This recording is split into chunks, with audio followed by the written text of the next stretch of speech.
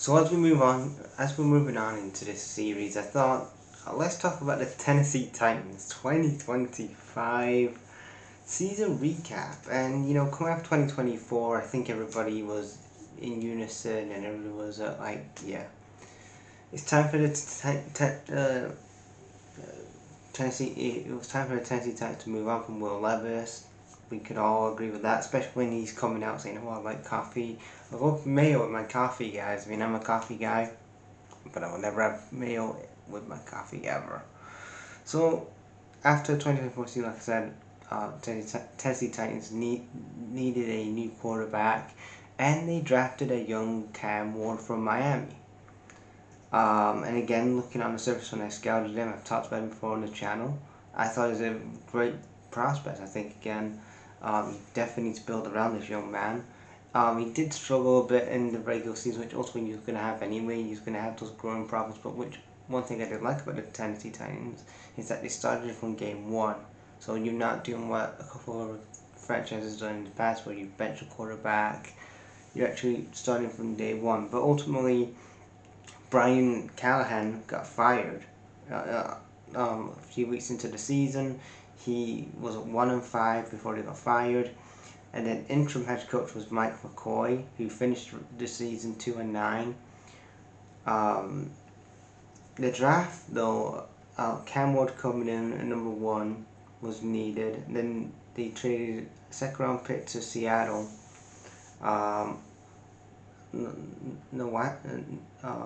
Nawafi Olu Nawafi, offensive linebacker from UCLA, was drafted in to beef up that defense.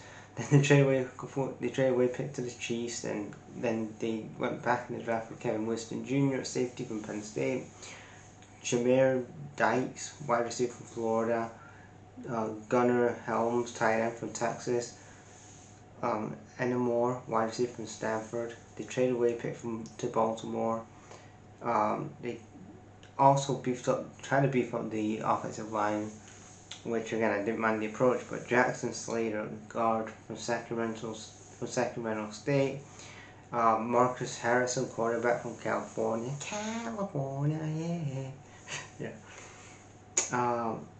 Callie Mullins, running back from Michigan, again focusing on the run game. And then they trade away the last picks to the Patriots and the Cowboys.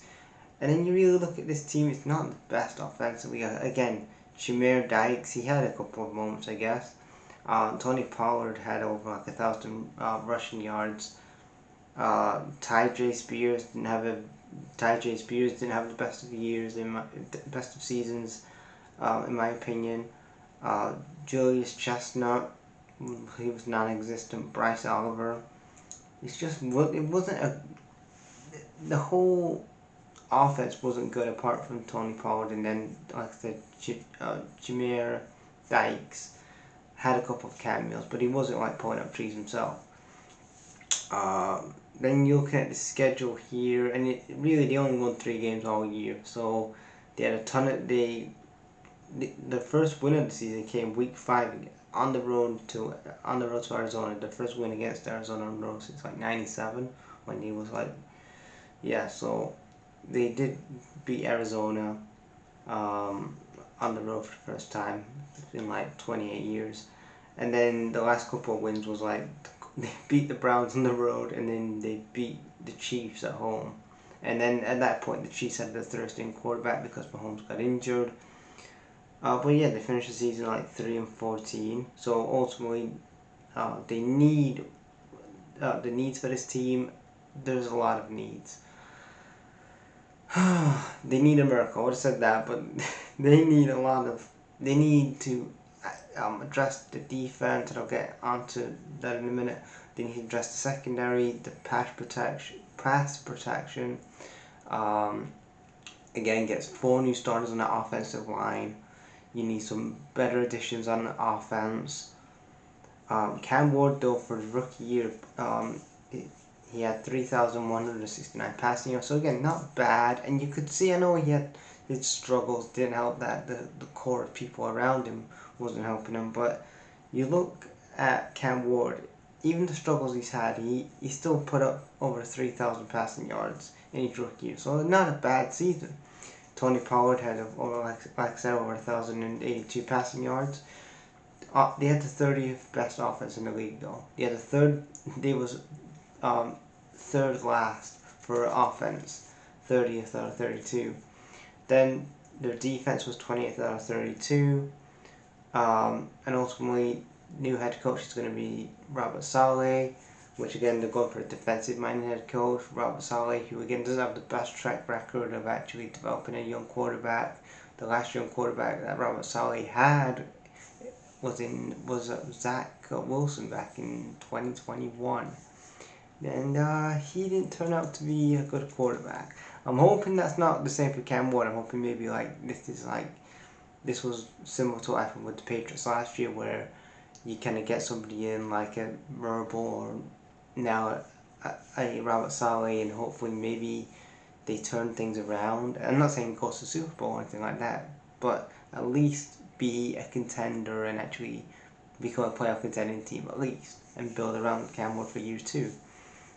They have about 50 to 51 million in cap space, so they have a ton of cap space to move around and invest heavily in this offseason.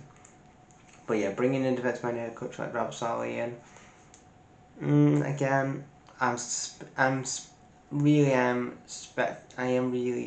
my suspicions about it, knowing that again his time in New York, even though they are a dumpster fire, especially when you have Rob Saleh, a young quarterback, I don't know, I just wasn't really feeling it. But anyway, let's see what goes on there. Brian Daboll's coming back as an offensive coordinator to the Titans, so maybe you're looking at can Brian Daboll get the best out of Cam Ward.